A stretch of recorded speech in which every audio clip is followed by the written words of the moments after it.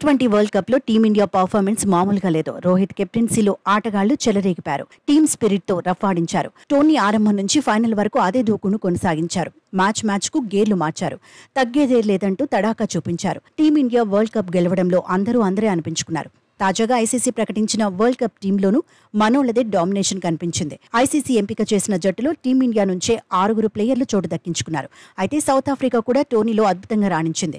వరుస విజయాలతో ప్రత్యర్థులను బెంబేలెత్తించింది. టీం గేమ్తో కట్టిపడేసింది. ఫైనల్లో భారత్ చేతిలో ఓడిన అభిమానుల మనసు గెలుచుకుంది. కానీ ఐసీసీ ఎంపిక చేసిన తొలి 11 మందిలో సౌత్ ఆఫ్రికా ఆటగాళ్లకు చోటే దక్కలేదు. 12వ ప్లేయర్గా మాత్రం నోర్జే అవకాశం కొట్టేశాడు.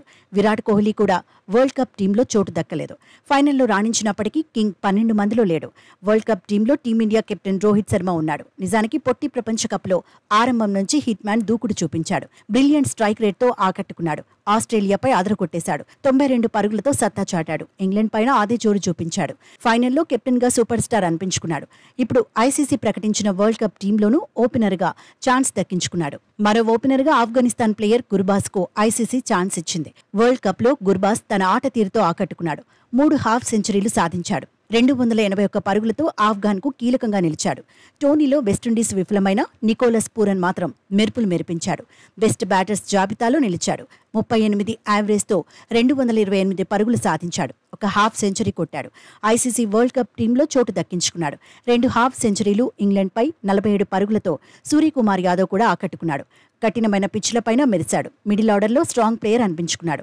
ఐసీసీ టీంలో ఆస్ట్రేలియా ప్లేయర్ స్టోయినిస్ కూడా చోటు దక్కించుకున్నాడు. వరల్డ్ కప్లో స్టోయినిస్ 169 పరుగులు చేశాడు.